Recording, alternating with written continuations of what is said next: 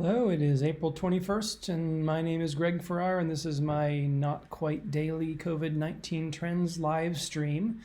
I'm going to cover the trends by country, by states of the United States, and by counties of California. We've got a chat. Drop something in chat if you like. I'd like this one to be only half an hour long, but I always seem to make them more like 45 minutes. But I am curious. I ask you, my faithful listeners or listener, if you have a preference. How long would you like it to be? Would you like it to be 15 minutes? Would you like it to be an hour? 45 minutes like I've been doing? 30 minutes? Let me know. Let's get right into it. And you can drop in the chat right now or put a comment on the video. So, to the countries. Yesterday, or I guess it was the day before, somehow yesterday didn't happen. Like the whole day didn't apparently happen for me. My boy started online schooling. My girl is already doing online schooling, and boy, did that take my day away. But here I am anyway, a day late. And yesterday, I'll just say, 2 days ago, I did the top 50 countries. I've normally been doing the top 25. I've gone back to the top 25, though it's interesting to see how Luxembourg fares. It also really clutters the graphs. So there again, let me know if you'd rather see the top 50 countries or the top 100 with all the wild outliers, or whether you just want to see the countries that are contributing the most, the top 25 in this case. Here we are at our top 25. So the United States, of course, is the first, followed by Spain, Italy, Germany in total cases. When we look at it, look at new daily cases, the United States still first. There's no one else coming even close to the United States at this point in new daily cases. We are seeing what appears to be a downward trend, though the trend line wouldn't tell you. But if you just looked at the dots, you can say this is probably a downward trend by the United States, and our rope chart does suggest that as well. When we look at the daily cases, actually I'm just going to skip on. I'm going to look at the daily cases by the curves shapes are the same, and this is per capita, which is more interesting, I think, because it shows who's really getting the worst of it. Not who's getting the most cases, but who's getting the most cases per million. Ireland has been up and coming for a while and still is. I have a feeling I'm not seeing some of these. Let's look at Ireland.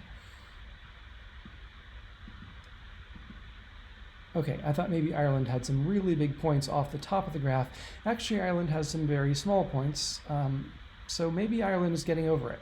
Certainly the recent trend has been solidly to the down. So Ireland, though they do have, or recently have had, more cases per million than others, they're falling out of that in the past couple days.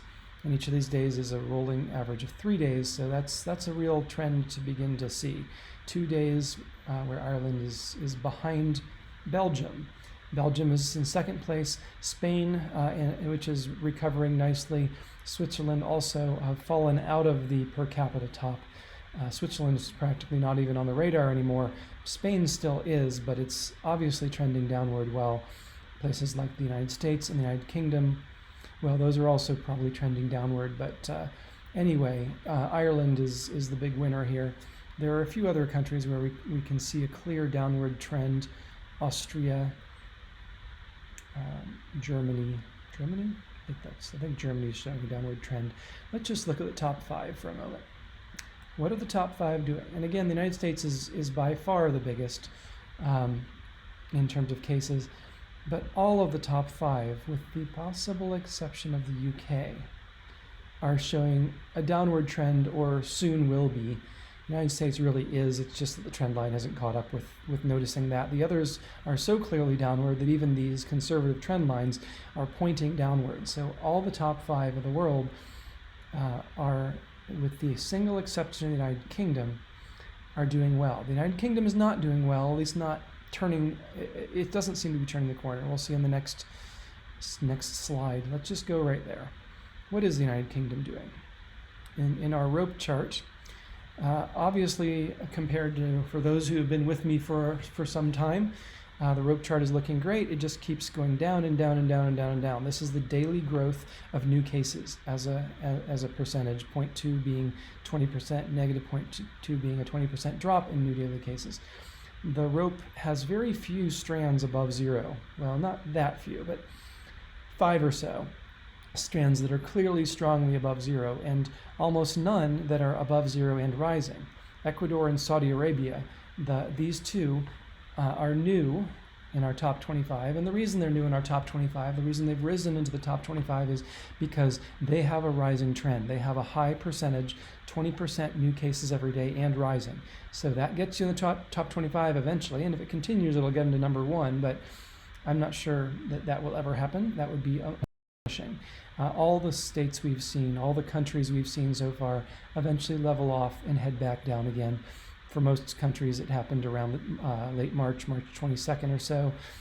These two, though, are the party. They are still rising, still looking. I'll just focus on those two.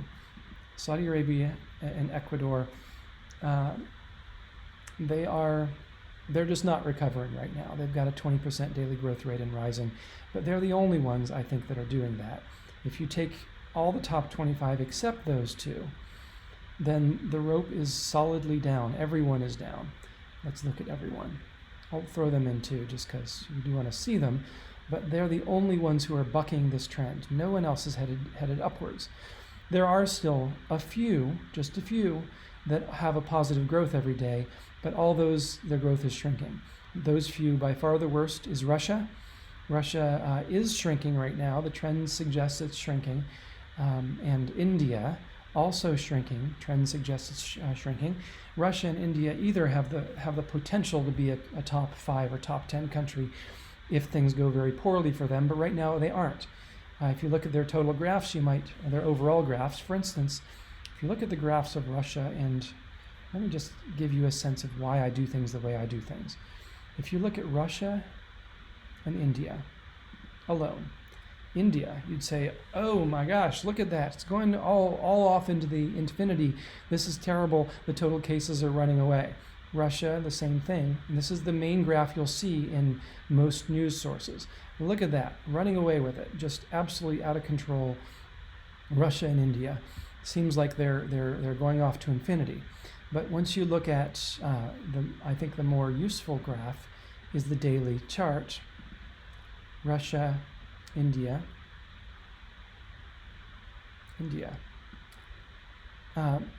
Russia actually does look kind of bad. It had this one really good day that has it kind of feeling like it might not be as bad as we feared. But if you were to ignore that day, then I actually might say, yeah, this really is an out of control exponential growth of cases. It's only one day. It's not even an average of 3 days, so not time to say much about Russia. But for India, let's take Russia out of it. So the scale here, it's just not looking super bad, but it's looking a little bit bad. We could certainly see this isn't showing any signs yet of having turned the corner. And I'll bring Russia back here again. Russia and India showing no signs of yet having turned the corner. And this is why I do my rope chart, because you can't look at this graph and say things are looking good for Russia and India. But when you look at them on the rope chart,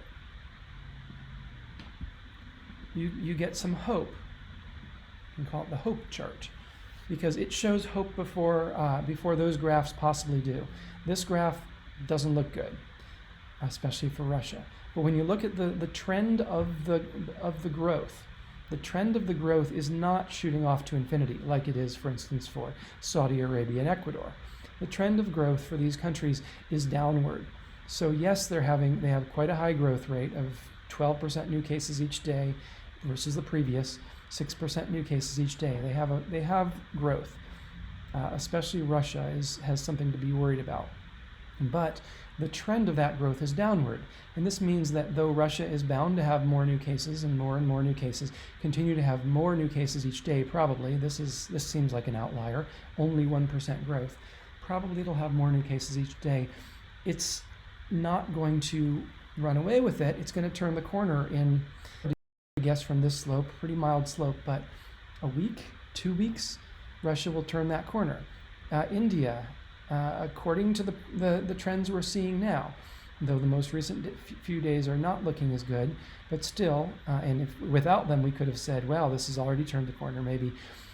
India, though, according to our best guess as of today, it seems likely to turn the corner in a matter of days.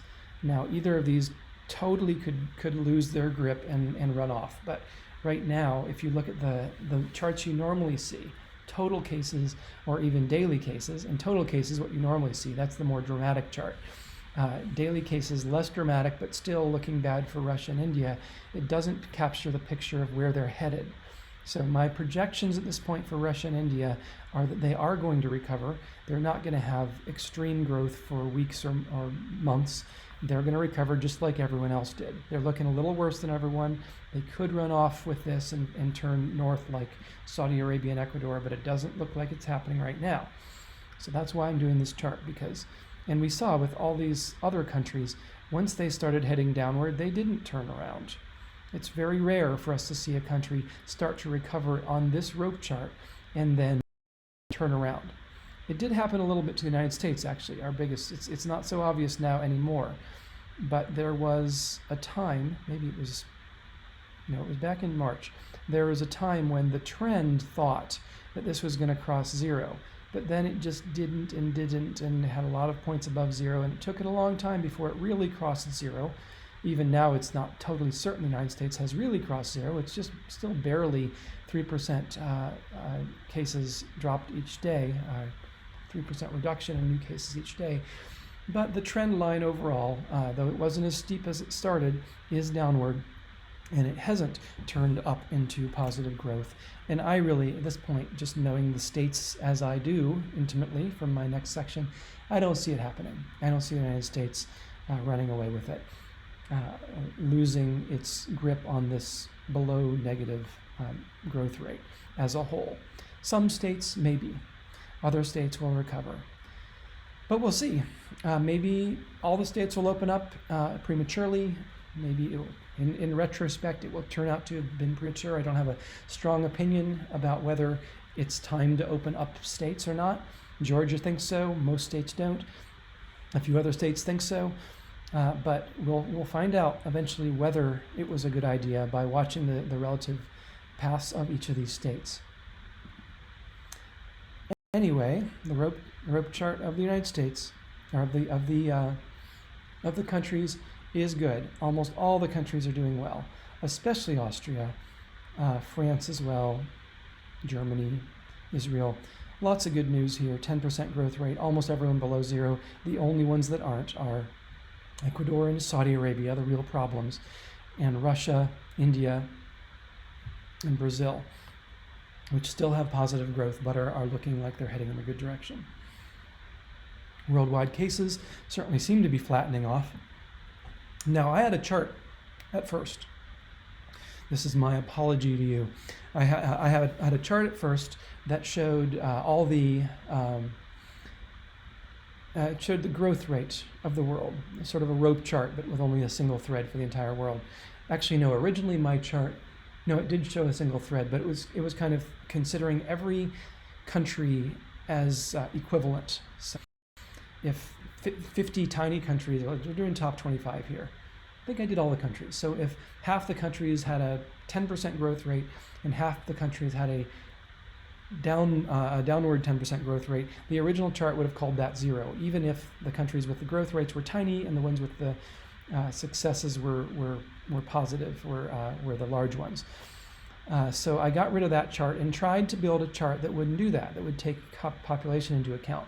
As we've seen over the past few days, as I look at it, it's progressively getting farther out of whack, and on Sunday, I said, there's no way this is right. We obviously have reached a peak of the United States, and that chart was showing something like 10% daily growth or even 20% daily growth. Obviously not what's happening here. The chart had to be wrong. When I looked at it, indeed, the chart was wrong. So this chart that I've been showing you for a week is wrong, at least in what it was trying to accomplish, which was to show the whole world's growth. It was doing something like my original chart, which was it was kind of adding up the growths of all the countries and saying this is the total growth of the world, which was not what I intended to do, and was just a mistake in my code in the way that I was processing the data. It was doing the calculations of growth by country and then summing those to compute the total world, which was completely not what I intended to do. So now I have a corrected one that does, as I intended, does the growth of the world as a whole, really as a whole, not just summing or not just averaging like my first. So this is version 3 of this chart.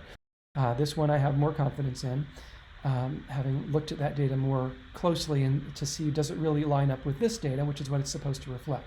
When this data goes flat, this line goes to 0. It crosses 0. And so we see that now this one matches what we've really been seeing.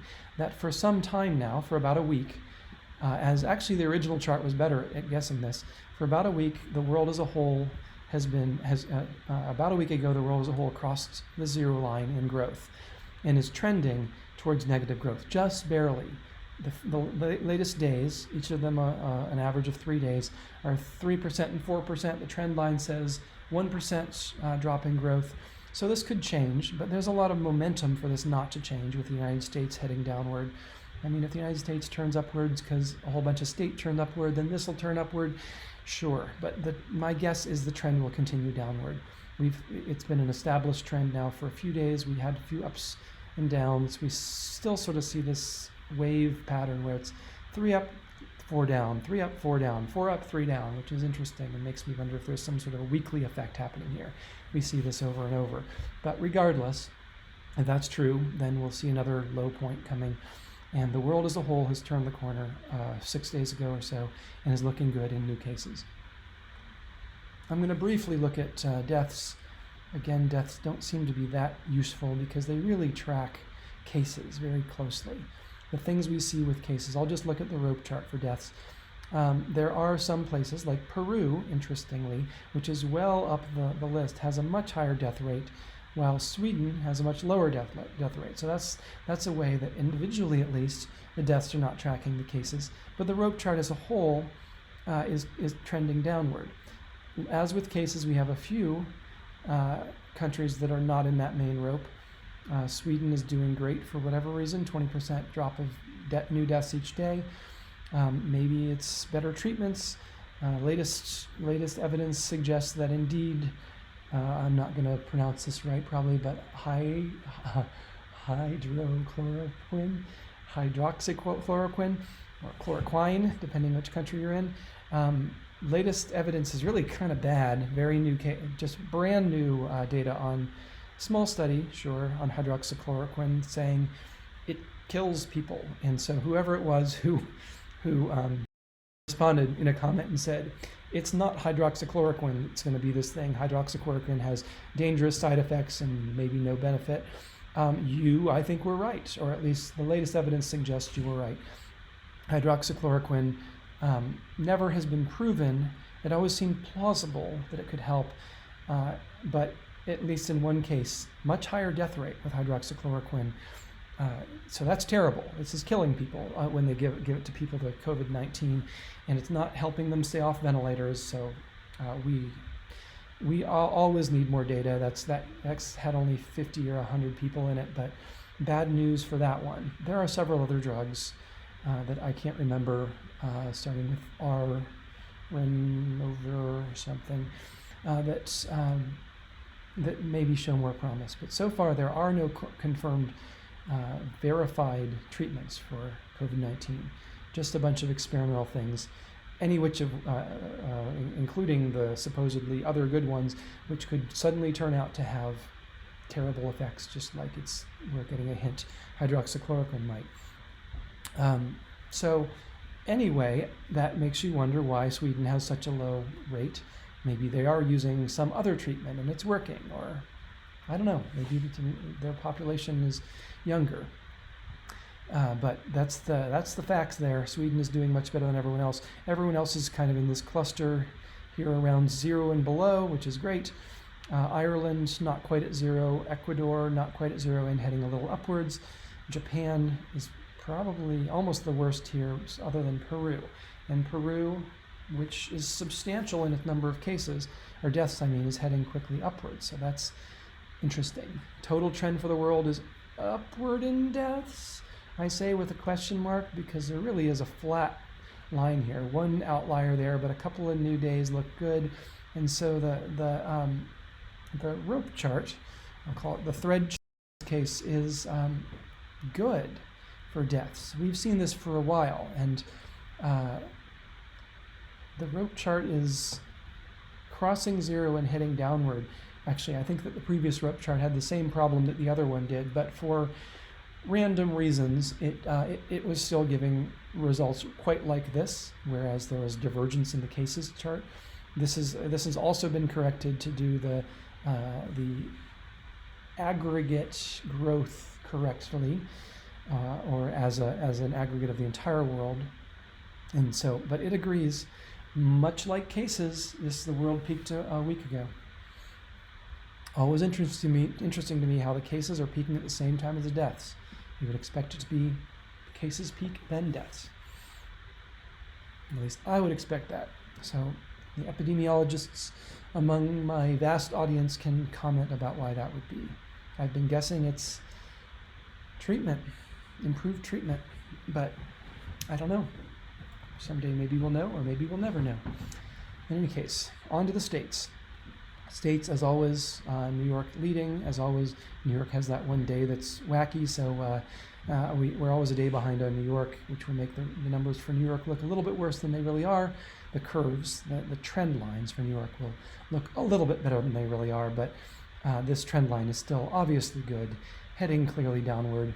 Go New York. In new cases, let's look at by population. By population, actually, New York is no longer the leader. It's just been passed by Rhode Island, long ago passed by New Jersey, going to be passed by Massachusetts, and very likely to be passed by Connecticut. Those are the cases that really have a lot per capita. A few other states that are solidly on the way to recovery are Louisiana, Missouri, that might be. I doubt it. Let's see. I really don't expect Missouri to be on its way to recovery. No, Missouri is not on its way to recovery. I can't quite see who that. Oh, that's Washington. Washington State. Am I clicking? I meant to click Washington State. Washington State. Yeah, Washington State's just, they have no growth in new cases, or no new cases practically. Let's look very briefly at Washington. 0. I'm not sure I quite believe 0 cases per million. They could have that same delay that New York has. But their cases, 0 is conceivable, very unlikely, but as we see, the trend line really is headed to that point. So maybe Washington really did have their first 0 day, but even if they didn't, I bet it was below 100 cases, because that's where they're trending. They did have a few up days where they were back in the up to as high as 500, but certainly Washington trending downward and close to 0, if not. I doubt if they've really reached it, but close. Rope chart.